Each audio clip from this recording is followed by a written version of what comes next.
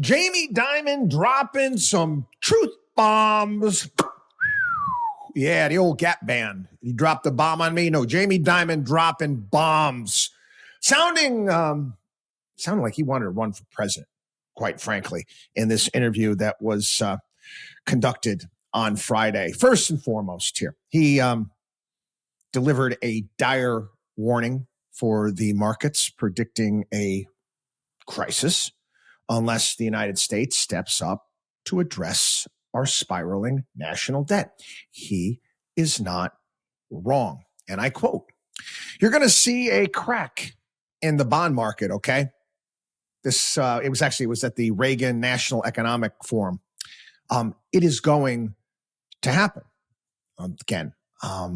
Bond markets have been wobbly as of late. Again, we're talking about our big, beautiful bill. See, if the big, beautiful bill was really a beautiful bill, then the bond markets would actually be cheering it. Hey, the bond market. Oh, well, yeah, bond market will kick your ass up and down the highway 10 times over.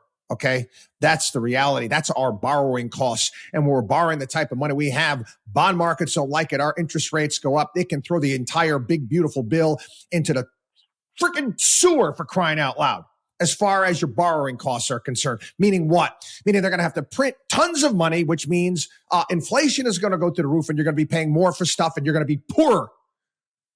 Again, I've talked about this at great length, but unfortunately, a major swath of the country, whether it be the far left or the MAGA types out there, they have no problem being a part of the conspiracy to keep people poor and stupid.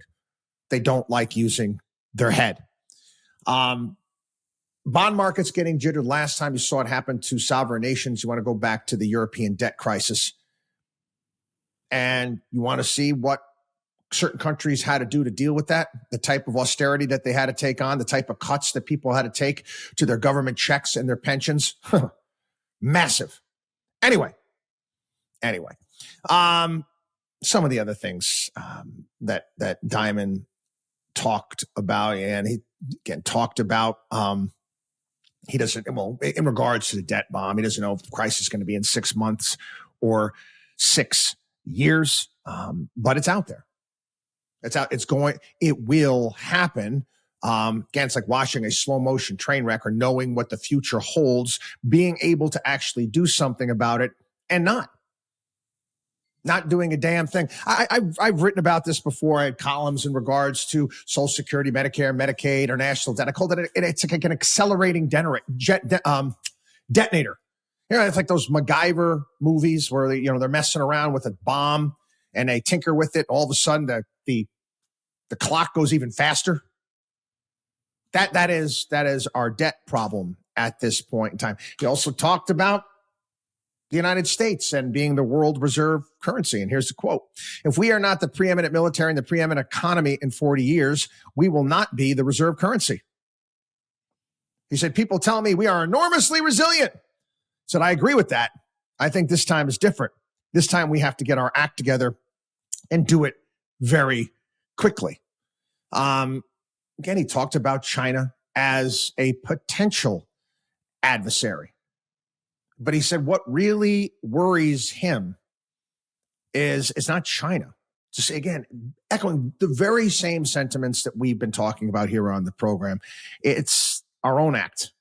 Can we get our act together, our own values, our own capabilities, our own management? I don't know. We got a lot of boogeyman out there that we're blaming for America's problems. Trump does this well.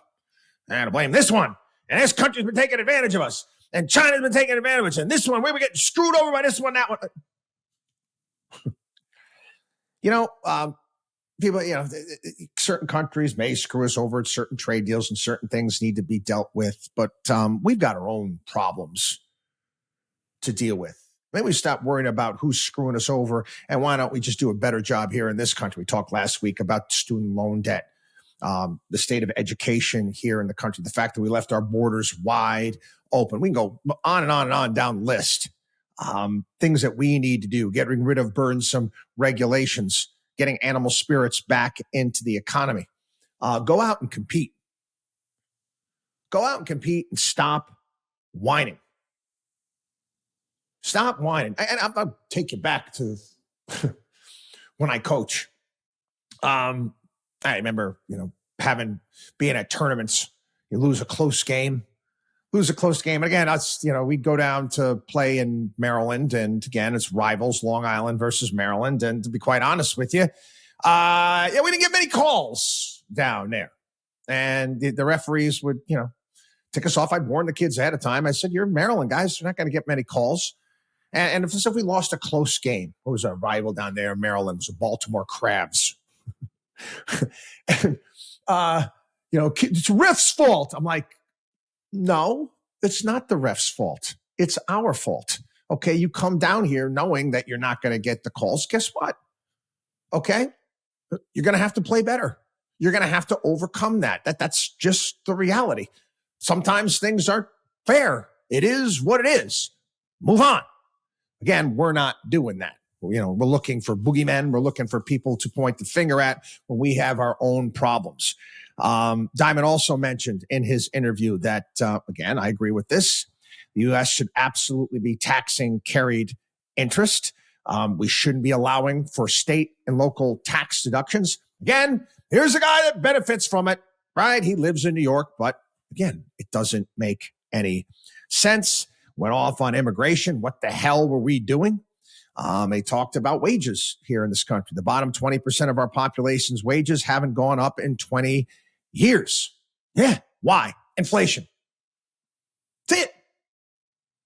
Inflation. Value money. Your wages are not going up. You're on a treadmill. You're running to stand still. And he also went off on all the green crap that was pushed by the Biden administration that he knew wouldn't work.